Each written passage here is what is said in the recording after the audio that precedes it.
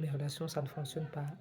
Je l'ai essayé, je suis allée parfois me laver au village et je suis même entrée dans des églises de réveil. Je ne comprends pas pourquoi est-ce que j'attire à moi les mêmes profils et ça me fait souffrir.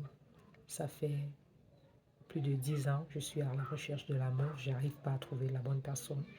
Et la dernière relation, ça date de 5 ans. Ces personnes avec qui j'étais, je savais que non, c'était vraiment la dernière personne que je vais connaître dans ma vie, mais malheureusement, ça s'est encore dissous et aujourd'hui, j'en souffre.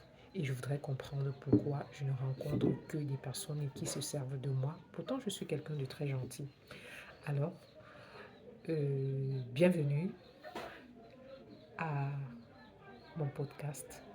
Et aujourd'hui, on va essayer de comprendre pourquoi est-ce que on attire à soi que des personnes avec qui on va entretenir des liens toxiques. On va entrer dans notre enfance. Il est important de savoir que notre système nerveux, il a une particularité, c'est qu'il apprend à fonctionner en fonction du contexte dans lequel il a grandi et également dans l'environnement aussi. Alors, beaucoup d'entre nous avons été des enfants qui, pour être aimés, il a fallu qu'on rende des services. Pour être vu, il fallait qu'on rapporte de bonnes notes à l'école. Ou encore, autour de nous, on pouvait nous frapper dessus et on nous disait, tu sais, ton parent, il t'aime. On pouvait nous crier dessus et on disait, tu sais, ton parent, il t'aime. Ou même, on pouvait nous injurier, nous faire euh, avoir des abus. Et on nous disait, c'est parce que c'est le parent et le parent, il a toujours raison. Alors, l'information que notre système nerveux a encodée, c'est amour est égal à souffrir, est égal à souffrance. D'ailleurs, les parents frappaient et on disait qu'ils aimaient.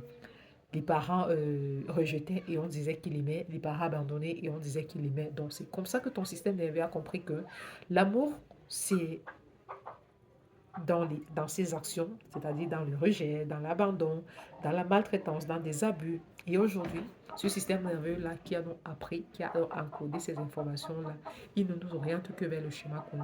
Souvenez-vous de ce que je dis souvent, c'est que notre cerveau ne cherche pas le bonheur, il cherche la sécurité.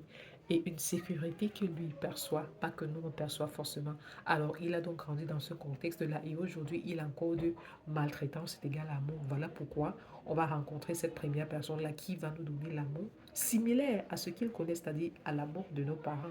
Et malheureusement, on n'a pas encore pris conscience de ça pour pouvoir entraîner le système nerveux, premièrement, à désapprendre ça et à réapprendre beaucoup plus ce qui est seul. Parce que les schémas sont ancrés et ça ne disparaît pas comme par magie. C'est pas parce qu'on se sépare avec une personne que on a changé quelque chose à nous forcément. Non, on se sépare avec une personne parce que ce que la personne nous donnait nous faisait souffrir. Pourquoi? Parce qu'à la base, on a des besoins fondamentaux.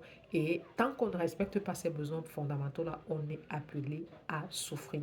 Voilà pourquoi on va être avec une personne qui, entre guillemets, va nous maltraiter. On ne va pas pouvoir être en mesure parfois de partir de là, mais on va quand même souffrir de rester là parce qu'il y a le besoin d'estime que la personne ne respecte pas. Il y a le besoin d'affection que la personne ne respecte pas. Il y a le besoin, il y a des choses comme ça que la personne ne respecte pas. Donc, j'espère que cette vidéo vous a parlé.